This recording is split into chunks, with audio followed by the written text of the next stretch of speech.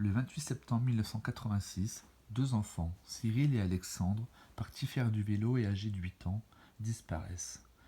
Ils seront retrouvés massacrés, frappés à mort, à coups de pierre, le long d'une ligne SNCF désinfectée surnommée le Talus par les habitants de Montigny-lès-Metz, ville où se sont déroulés les faits. Ils n'ont subi aucune violence sexuelle, mais le pantalon du petit Alexandre est baissé sous les fesses. 2 ans après le fiasco de l'Épanche-sur-Vologne dans les Vosges, département voisin où les gendarmes puis le SRPJ de Nancy se sont cassés les dents sur l'affaire Grégory, l'enquête est confiée à l'inspecteur Varlet de la police judiciaire de Metz. Une enquête de voisinage est alors réalisée. Le 1er octobre, à la veille des obsèques des petites victimes, l'enquête aboutit sur la mise en garde à vue d'un jeune apprenti cuisinier de 16 ans qui habite la rue Vénizelos et dont le nom est ressorti des premiers témoignages. N'ayant aucun mobile et n'étant même pas dans la ville à l'heure du crime, fixé à 18h par les légistes, en effet il était en voiture avec ses parents après un week-end passé à Dainville, qui se situe à 120 km. Ils rentreront chez eux à 18h45, 45 minutes après les meurtres. Plus de 700 auditions auront lieu, dont celle de Claude Garbeau et de Henri Leclerc, qui ont avoué les meurtres en garde à vue.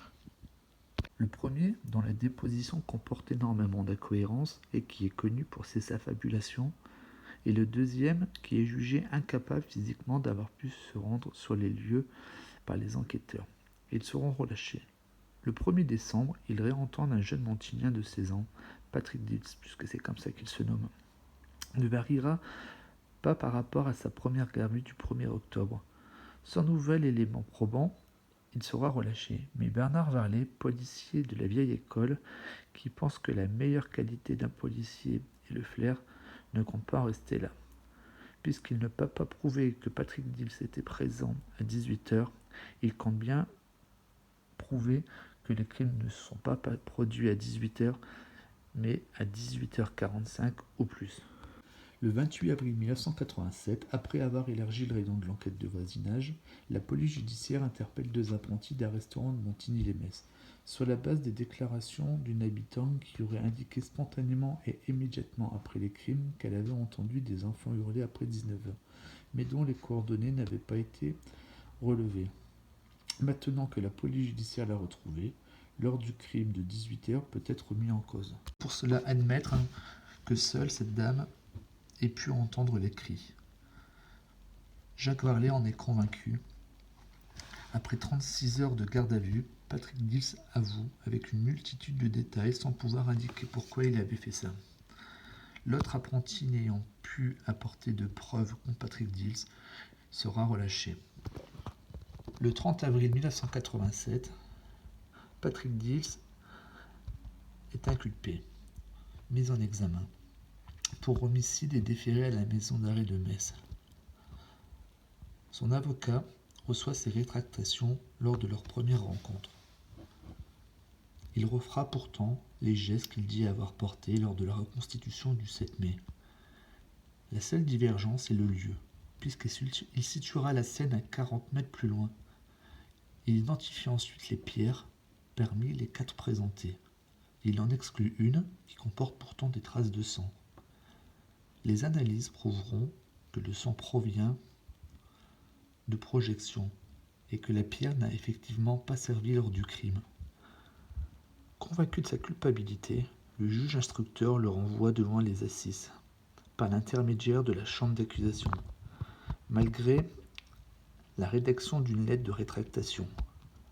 Le procès d'assises des mineurs se déroule à huis clos sans que Patrick Dils ne se défende vraiment. Le 27 janvier 1989, il est condamné à la réclusion criminelle à perpétuité, l'excuse de minorité n'ayant pas été retenue. Si elle l'avait été, il aurait encouru 25 ans maximum. La partie civile déclarera regretter l'abolition de la peine de mort. L'appel n'étant pas possible à l'époque, les avocats de la défense se pourvoient en cassation. Pourvoi rejeté le 10 janvier 1990. Sa première demande en révision est rejetée faute d'éléments nouveaux. Il demande alors la grâce au président François Mitterrand. Elle sera refusée le 17 juin, accompagnée d'un courrier aux familles, les assurant qu'il n'accorderait jamais sa grâce à un meurtrier d'enfants. Sa deuxième demande de révision est également rejetée, toujours pour manque d'éléments nouveaux. La famille Dils fait la relation entre les meurtres et un ancien résident de la circonscription. Celui-ci est impliqué dans un grand nombre de meurtres très violents, sans mobile apparent. Il demande à maître Jean-Marc Florent, spécialiste des demandes de révision, d'investiguer sur Francis Holm. Maître Florent entre alors en contact avec Jean-François Algrabe. Il est celui qui a arrêté et qui a entendu pendant des heures sur les meurtres Francis Holm. Il a appris à décrypter ses déclarations. Décrypter car Francis Holm mélange toujours les éléments de plusieurs meurtres. Le gendarme se souvient avoir rédigé un PV indiquant Francis Holm nous a tenu les propos suivants. Disons avoir effectué une promenade le long d'une voie de chemin de fer dans l'est de la France. Avoir reçu des pierres jetées par des enfants, être parti, puis repasser sur les lieux quelques minutes plus tard. Il a alors vu des corps près de wagons, non loin de poubelles et d'un pont. Avoir vu sur les lieux des pompiers et des policiers. Jean-François Abgral a alors interrogé la base de gendarmerie nationale de Rosny-sous-Bois, mais ne retrouva aucune trace de double crime d'enfants non élucidés. Maintenant que la relation a été faite entre Holm et les crimes de Montigny, il paraît évident qu'il ne pouvait rien trouver, puisque le crime avait été élucidé et attribué à Patrick Dils. L'adjudant Abgral rédige alors son procès-verbal de renseignement judiciaire. La troisième demande de révision est déposée. C'est Jean Fayard qui est chargé d'instruire la nouvelle demande. Après avoir lu le procès de renseignement judiciaire, il réentend Holm. Celui-ci lui indique avoir travaillé dans une entreprise située à 400 mètres des lieux du crime, avoir sur place vu les enfants, mais ni les avoir tués. Mais le fait d'avoir mis Francis Holm, multirécidiviste, sur la scène de crime constitue un fait nouveau de nature à faire naître le doute.